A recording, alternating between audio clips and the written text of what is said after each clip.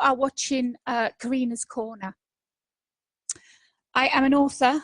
I've been writing for about 25 years now. I had a massive writer's block, and I still have it now for about 10-15 years now, since I actually wrote a book from start to finish. I can brainstorm. I'm very, very good at brainstorming. But actual getting it down on paper, I just have a trouble with at the moment. It can come back, but I'm going to hopefully chat with another author later on when she comes in, and got something exciting to tell you when that happens. So I'm an author of 8 books. I'm just going to tell you quickly what I'll do it in the order that I actually wrote them. So the first, and this cover here isn't the cover you have now. Let me just show you. Okay, there's 4 books for the Outlaw series, which is motorcycle thrillers, romances. These are what the whole series looks like. So you've got another 2 books like that, and then you have my let me just go over here so I can see pictures of me on the back. It's that one and that one. So Huntress, which is still the old cover, because I'm just putting the new cover and publishing the paperbacks very, very soon. In Times of Violence there. In Times of Violence was written, and this was the original cover, when I was 18. It was a short story, about 18 pages, 21 pages, something like that. That's the first cover in Times of Violence. This was back in the day when covers like that were really, really cool. So I absolutely loved Essie Hinton's The Outsiders and all of her series of novellas. That was then This Is Now, Rumblefish, Taming of the Star Runner, and Tex. Many of them have been made into films, Matt Dillon starring in most of them. I absolutely love the books. It was like, I love the stories about these people, how they were outcasts and how they were rebels at the same time, but how you fall in love with their story. And even though they did bad things, it didn't bother you because you knew what they were like. It's like, if you relate to someone, whether it's a good guy or a bad guy, if you relate to someone, then you can either like or hate, but as long as the character is realistic, then you know they come alive. And the same, this is like with writing. I said to you, it's like a jigsaw puzzle, and you put the pieces together. With a character, you'll have a name, you'll have a little bit of backstory, and you'll know what they look like basically when you start. And you start writing the story, and I am being so deadly serious here. The characters take over, and they tell you where they want to go. And every writer will agree with me on this. You dream of them when you're awake and trying to do normal stuff. They're in your head. And you won't sleep unless you do what that character says. And you need to listen to that character, because they're the ones that are making this story what it is. You're writing, but they're the ones guiding you. Sounds weird, doesn't it? I think all writers are mental somehow. We are. We're totally crazy. If you got into our brain and knew what was going on when we're in the zone, that's what we call it, in the zone. In the zone, that's when we are spaced out. We are glued to a book. We are glued to the keyboard. We have the pen and paper everywhere we go. We don't sleep. We get up at 3-4 in the morning because we can't sleep. We have to go on the computer and start typing it up. If it's in the head, it needs to come out. And if it doesn't, you don't sleep. It will drive you up the wall. That's what the zone means. And that is one of the best places for a writer to be. You forget about everything around you. You forget about reality. You know, back in the day when I was having those wonderful experiences of being in the zone, they can last for one day, they could last for a week, they could last for a month. And you know when you're in the zone, and you know it could stop any time. So I've got the window open now because it's so, look how bright it is. This is Greece. Look at that. Beautiful day. Anyway, so it's a wonderful place to be, but it's scary because you don't know how long it's going to last. So you need to get everything out and do as much writing as you can when you are in the zone. And even though, you know, you've got a family and what have you, nothing, you switch everything off. You do, you switch everything off, and all that matters is those characters and what's happening in that scene, what's going to happen next. Are you going to kill that character off? So back to In Times of Violence. So I wrote In Times of Violence after reading all of S.E. Hinton's novellas. I wanted to do a story the same as The Outsiders, but of course not copying. I had a story to tell myself, you know. I'm a biker, in case you didn't know. I am a biker. I've been riding bikes since I was at college. And because I've had bikers, not just me riding, but because bikers have been part of my life since I was probably Alexia's age. We had a next door neighbour who was dating a Hells Angel, so we had all them around. And of course, my mum and the next door neighbour were like that. So I had bikers, you know, throughout my life. And so it was basically, if I'm going to write a story, you should write about what you know. So of course, it's quite obvious that I'm going to write about bikers. The closeness, the family, that they would give their life for one another. That they're not blood, but they're actually closer than blood relations. They are brothers, they are sisters. It's a very close-knit community. They look out for one another, but they also look out for where they live. You know, you've seen a lot of biker clubs, motorcycle clubs helping out with charity, and they do charity rides and stuff like that. No bikers in the area that I know of. Oh, what a shame. Well, I'm in Corfu. It's a little island in Greece, and we actually have an MC here called Black Cases. They're based in the town. I love going past their clubhouse and seeing the bikes if they're outside. So it was obvious I was going to write about that. So In Times of Violence is very, very biographical. It's about the relationship I had with my mum, maybe the relationship I had with my dad, stuff that happened to me, experience that I've had, and it's all in the book. When you write about an experience you've had or something, you've lived it, the passion comes out, and you can make the reader climb into that book, climb into that scene that you've just written that was reality, and you make that reality for them.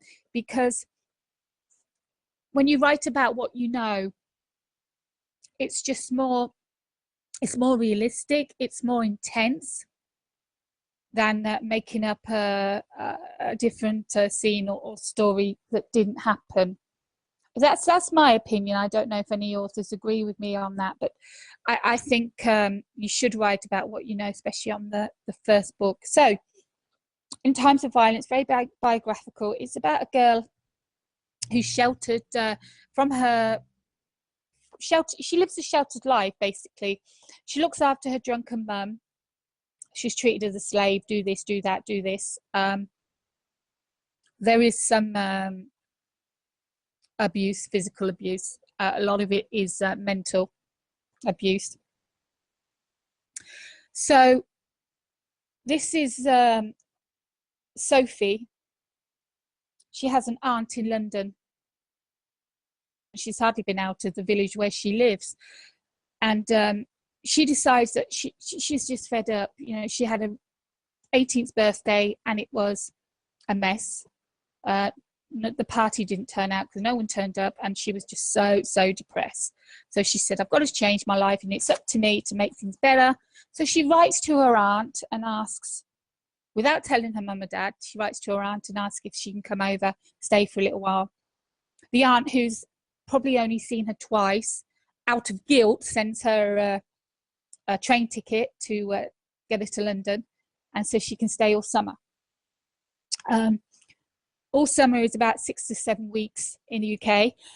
But don't think of summer as in sunshine and lots of heat and sunburn, because it rains in summertime in the UK. It's cloudy. Hi, sweetie. I like your leggings you're wearing under your dress. Yes, I can see. So in times of violence is that, and while she's there in London, she accidentally sees this gang of, I say youths, but some of them were older, with assassin people who are walking past and being noisy, obnoxious, and bullies sometimes. But she sees Marcus, who is the president of the Tyrants. That's the MC. Back in the day, though, they never really had this club, this group. Let's call them a gang for now. They never had patches on their jackets. They would just, they had the closeness, they had the going out, they had the trouble, the fights, but they didn't have the they didn't have the patch on the jackets. But it's more than just a patch. It's a symbol. The Tyrants didn't have a symbol. So she meets up with them. She decides, you know, I want to be part of that gang. It looks really, really fun. And she falls in love with Marcus. As soon as she, yeah, sit down, darling. As soon as she joins the Tyrants, things just go, oh, I can't tell you what happens, but everything turns upside down, and her life is just, the Tyrants' lives are just, it's romance, it's thrills.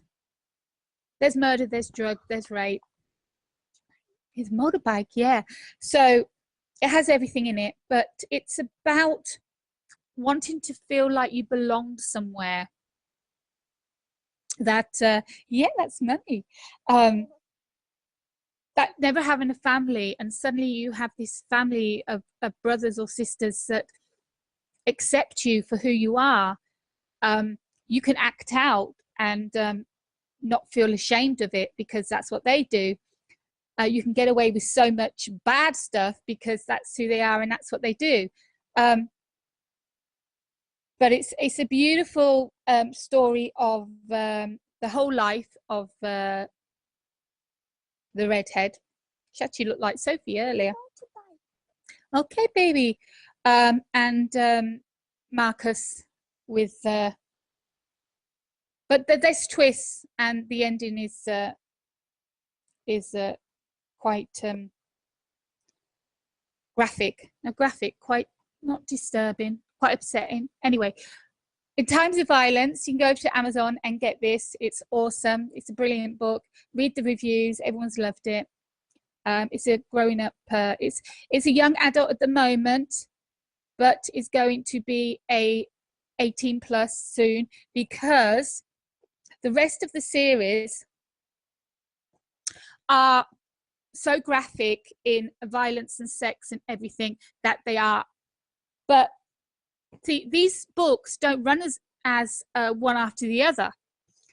All of these books are all different stories about different clubs that have nothing to do with one another, but are all about outlaws, the people that won't conform, the people that won't allow authority to tell them what to do. They're not happy with the system, and they won't follow the system. So that's why the 4 books are a series, because of who these people are, that they've finally found somewhere that they belong. They found that family, they found the respect. So that's why they're a series. On In Times of Violence, I actually then wrote Lawless Justice. Oh, you can see me with my bike here. This bike is called Raven.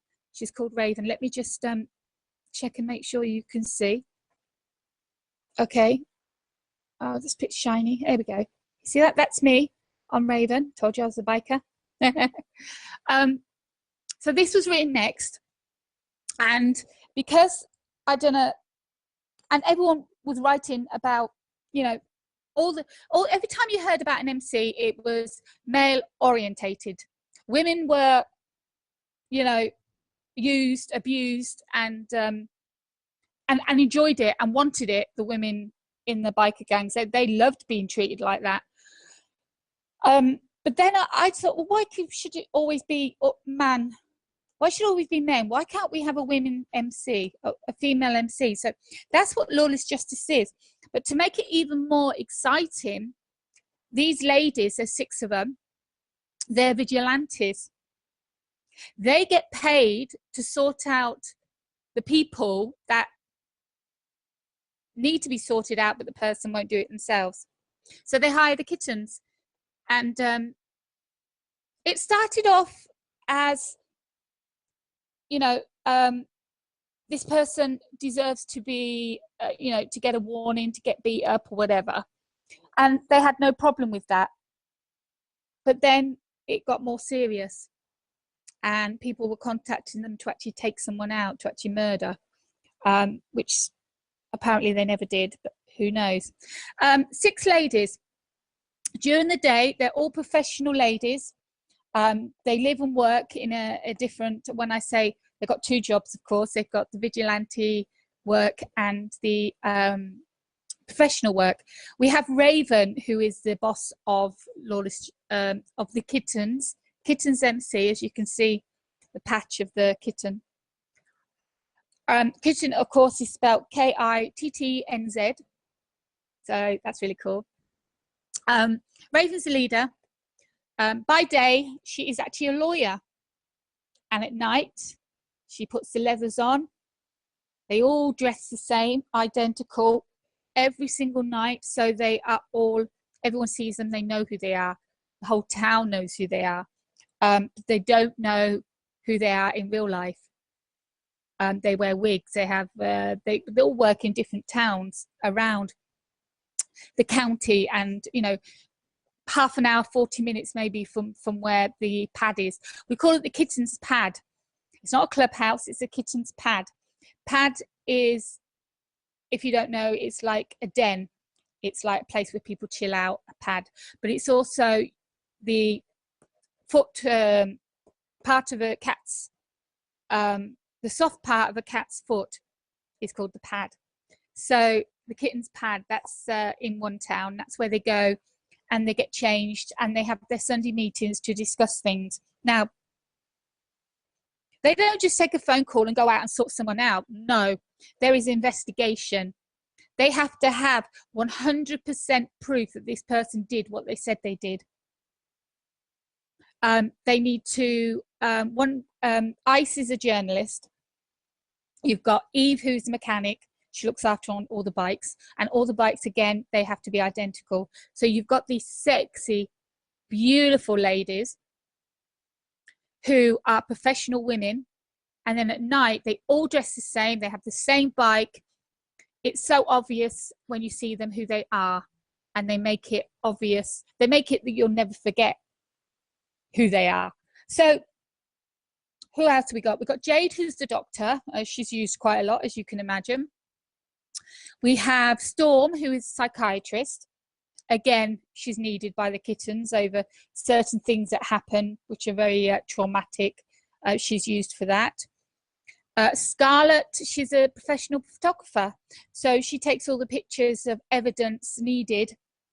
Every Sunday they have a meeting to discuss how the cases are going. They are cases, each has got a file, and to agree or argue against another possible case. So all the evidence has been caught or not caught, and then it has to be, all 6 of them have to agree to take on that case. If one person says, no, I'm not happy with this, I'm not going to do it, there's not enough evidence, I don't know if it happened, then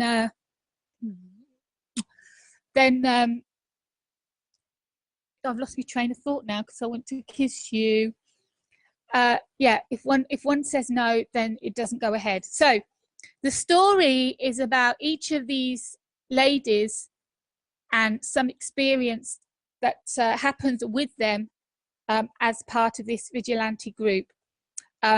Ice is a new recruit.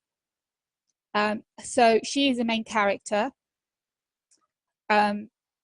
Everyone has, as I say, a nickname. It's a double life. It's a double life. They have one life for the day and one life for the evening. Ice is Cassandra, known as Cass, and everyone has a nickname. So we have Ice, Storm, Raven, Jade, Scarlet. Who have I forgot? Eve. So that's the 6, and they are beautifully stunning. They're not afraid to hit a man. In any one of those kittens could knock a man flat out.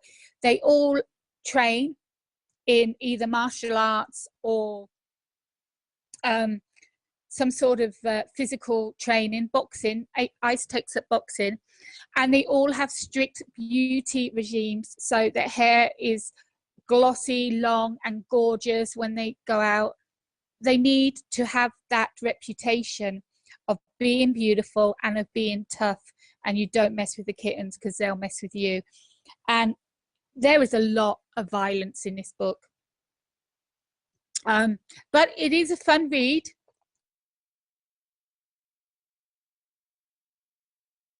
And the ending's going to knock your socks off. So this is Lawless Justice, and this is the 2nd book I wrote. We have, I didn't want to do a sequel to In Times of Violence. I had no intention of doing any more on In Times of Violence until the fans demanded. They wanted to carry on with the story of Jade and Marcus. They wanted to know what happened after the tragic scene. So I did. I put Marcus and Jade in the background, in the foreground, and it was Marcus's and Jade's daughter, Sophie, that is the main character of Huntress. Like I say, it's different now. This is the old version. I'm currently on Lulu and making the paperback, so that will be coming out really, really soon. Everyone now can go and get the ebook from Amazon. So the story is about their daughter Sophie and getting revenge for what happened in book 1. And she's actually a reporter, and she goes undercover into the Wolves MC. She is now dating the VP of the Wolves MC. They've accepted her with open arms. She absolutely loves her life, no matter what happens. And then it's like she went in there for revenge, but she just got so comfortable, and she got the respect, she got the love, she got all that. And for her, it was her life. And it wasn't until one incident when she turned around and went, oh, fuck, you know, what am I doing? I'm not here to go with Buzz and to be part of this MC. I'm here for revenge. I want to kill the effing who did the, I'm not going to tell you what happened, but you have to read it In Times of Violence to know what happens. So to actually become a member of the Wolves, there's an initiation, which is not nice, but she does it, and because it happened, she's now accepted. But that just makes her, from what happened, that makes her even more determined to get them. She collects evidence all the way through the book. She does filming of gun selling. She does.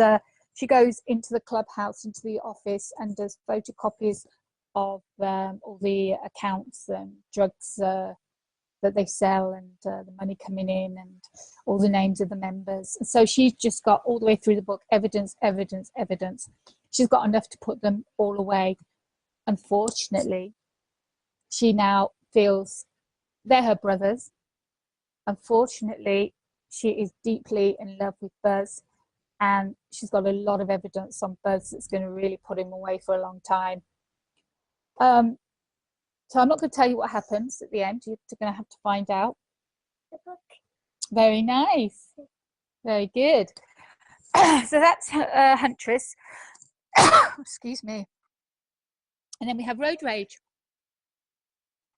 That's me. Road Rage is the last in the series. Now, I've done already 3 books on outlaw MCs. Think Hell's Angels, the Warlocks. So I wanted to do something a little bit different. How about the other kind of MC that people don't